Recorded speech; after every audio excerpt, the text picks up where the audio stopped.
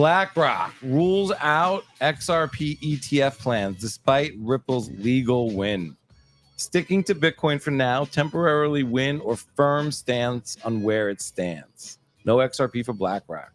I hate to say it, but I finally have to say, good job, BlackRock. No, they do have other ETFs in the crypto space, but there's a lot of other Wall Street firms getting on this bandwagon. There's going to be an XRP ETF eventually, unfortunately. And it's I just think I don't care, but I'm disappointed that all this stuff is getting greenlit. It's crypto. It's bullshit, but the government is backdooring all this bullshit. stuff in, and I don't get it. But I mean, I kind of get it. It sucks. It's the same freaking. It's just history repeating itself on blockchain time. Yeah, let's move through this one. Let's get on to the other one. The smear campaign against Saylor and Strategy are recent tweets attacking Saylor and Strategy's coordinated effort. I don't know if it's like coordinated by some leader. But I think there's a pack of hyenas, on Strategy, led by Chanos and James Chanos. And I think that they see and hear each other, and they're just feeding. Yeah. And I would tell people, anybody who's a strategy complainer, if you want rules without rulers, buy Bitcoin and quit buying treasury companies. Yeah. If you want a ruler, then get in line and follow Saylor. I don't know. I don't understand what you were all thinking. Right. I mean, if there's nothing wrong with taking your profits and buying Bitcoin and cold storage. MicroStrategy's dead. No, I don't think it's dead. Not at all. But it really remains to be seen how much torque or how much the market's gonna put a premium on the Bitcoin in the portfolio on the balance sheet. So that remains to be seen. I think this is also what happens when you follow the hype and you think strategy is going to 4x and then it goes sideways for fucking 6 months. Yeah, well, then people get pissed off. We'll see. All right. Op-ed, fund U.S. Bitcoin reserve with tariff surplus. Visionary budget neutral pathway or destined to die in DC gridlock? I think it's destined to die in DC. There's no way that's passing. There's no way that's passing. There's enough hate against tariffs already. The tariff thing is like a major talking point between blue and red parties. So I don't think, I think this is a great, neat idea. I don't think it has any legs. I don't think we'll see it. Yeah, let's move on. Galaxy CEO, 1 million Bitcoin was signal, $1 million Bitcoin was signal US debt spiral, not victory. The question is, if Bitcoin at 1 million reflects a collapsing dollar, should Bitcoiners cheer the milestone or fear the civil fallout? That's kind of what Dave was talking about. I think Dave would argue, I don't want to speak for him, but like at some point we got to rip the Band-Aid off the economy and deal with some pain here that we've been kicking down the road since 2008. Right. I don't think $1 million Bitcoin this year would mean that the American society is just fracturing and being torn apart. But I get the trope, and you hear this a lot. Like when Bitcoin's $10 million, what is the price of bread? Can anyone afford it? And I think though, what we'll see is some sort of yes and no, because if Bitcoin could go to $1 million because it's absorbing all the inflation, right? And AI is suppressing production prices, creating efficiencies. Yeah, I think people are broadly that comes with a lot of unemployment. Which I think we're going to see, but I think the key. I mean, my crystal ball, which gets broken all the time. You're going to see this big financial crisis occur within the next year. Everything's going to get sold off, and then we're going to get the last big print of our lifetime, which then drives Bitcoin to $1 million a coin. But you're talking about K-shaped recovery where everything bounces back like COVID. 100%. But this time, it's mostly going to go into Bitcoin. You're not going to get to the point where it's non-correlated, like it's rising at such a faster rate where it's just clearly not correlated, or is it always going to be correlated? It's going to still be correlated, but I think it's going to absorb a far more of a larger percentage of the inflation than it did in 2020. And I think Bitcoin will really break out on constrained supply during that era. a lot of people will be going demonetizing real estate, demonetizing stocks, demonetizing treasuries, demonetizing other assets, putting it into Bitcoin. I think Bitcoin has historically though thrived on easy money, liquidity, and I could see that being very inflationary. If it was we had a very inflationary environment, Bitcoin went up a lot. It'd be interesting to see what happens to consumer goods in that. I think the important question becomes, whatever the price of Bitcoin, is it preserving purchasing power? It meant tearing spark, if Bitcoin went to $1 million by May of 2026, and simultaneously that was really bad for the average American, right? And it's going to go to $1 million either way. Would you want it to happen in 2026 or 2036 and be slower and less pain? I would want it to be slower. Yeah, not just rip the Band-Aid off. It's more sustainable.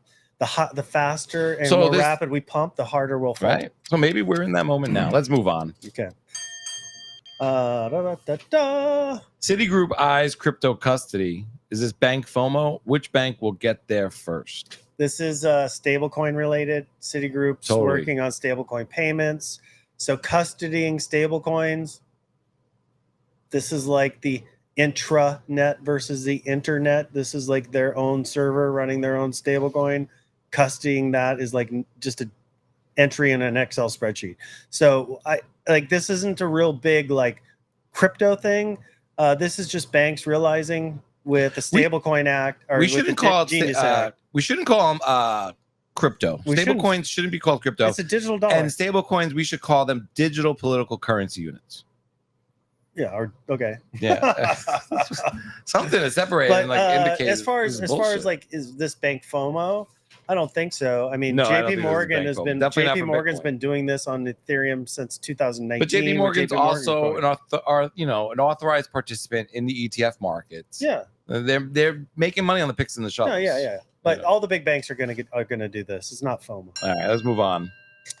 Miner profits edge higher. Are the miners stronger than ever? I would argue no. Yeah, me too. This is very cyclical.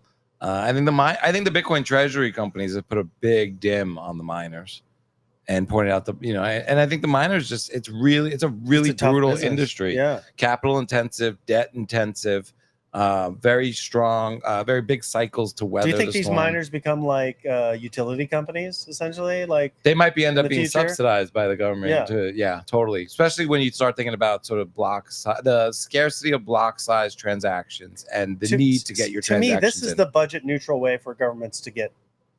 Right. Well, nuclear power at Bitcoin. It's like, hey, we're putting in our nuclear, our portable nuclear military reactor. You guys mine Bitcoin for us. Let's move on to the next one. DOJ seizes 2.8 million crypto from ransomware.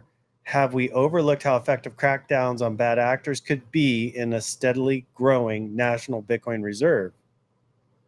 Yeah, I mean, they made it clear they want to acquire Bitcoin through confiscation. They like that path.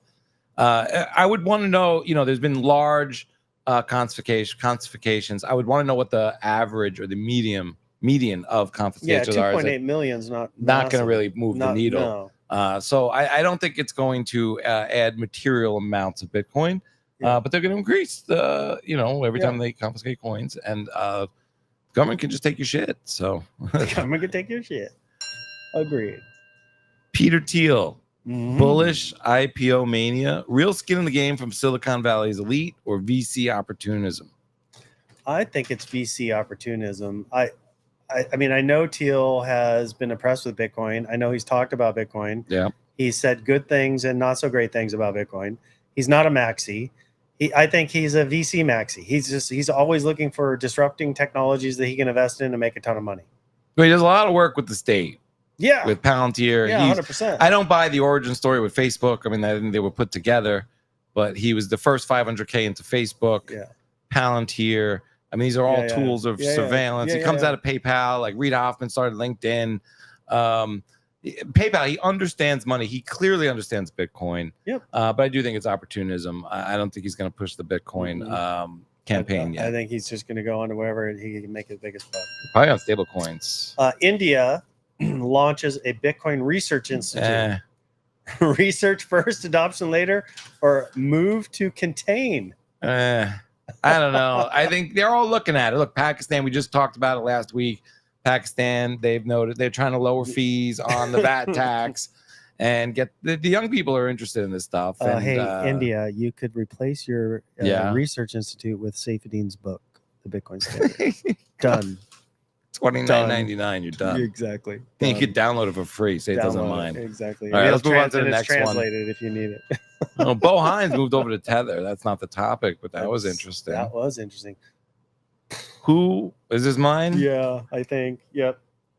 All right. Oh, this is okay. About, can I just ask Origin. before you even ask a question? Why does his rocket look like a phallus? Well, I don't know, man. He's got a nice bald head, though. You know, he's in the club.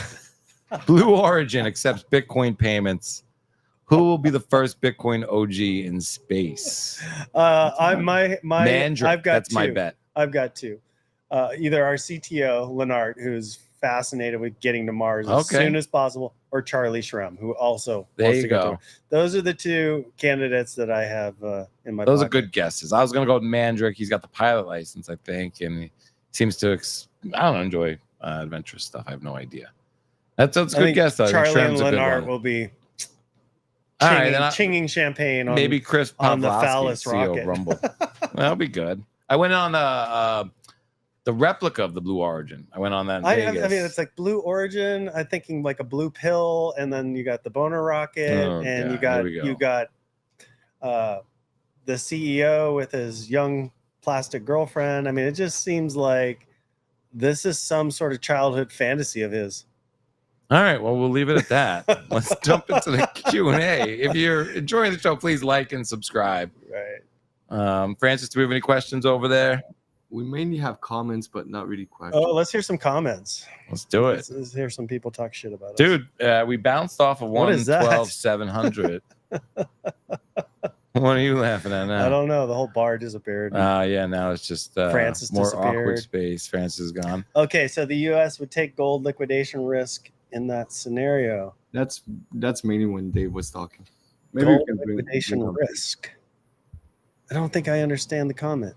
So, but I don't necessarily agree. I think if the U.S. revalued gold, I think you have to sell it. You can't just revalue it. I don't think it does anything. No, because why haven't they done that already then? What ends up happening? Why don't they just haven't they doing that along? Because that's the last. Because if you revalue gold, you make China wealthy, you make Russia wealthy, you make everybody wealthy. The other holders. This is why I think they engineered Bitcoin, and they want to get it into American hands. They want the U.S. to prosper and be strong and dominant, and they want the U.S. to adopt Bitcoin faster and harder than anybody else.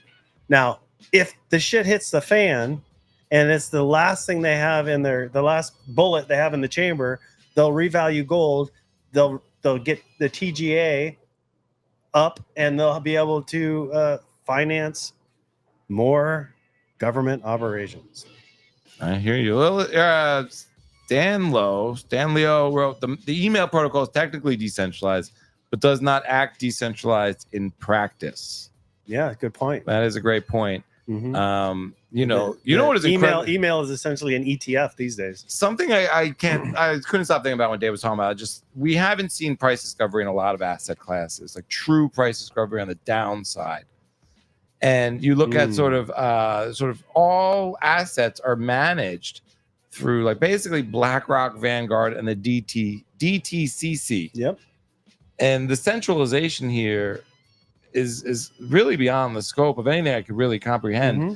And you'd wonder, how is anything really truly priced fairly or a free market? You just hit the nail on the head, because Chris Sullivan pointed this out in Tampa.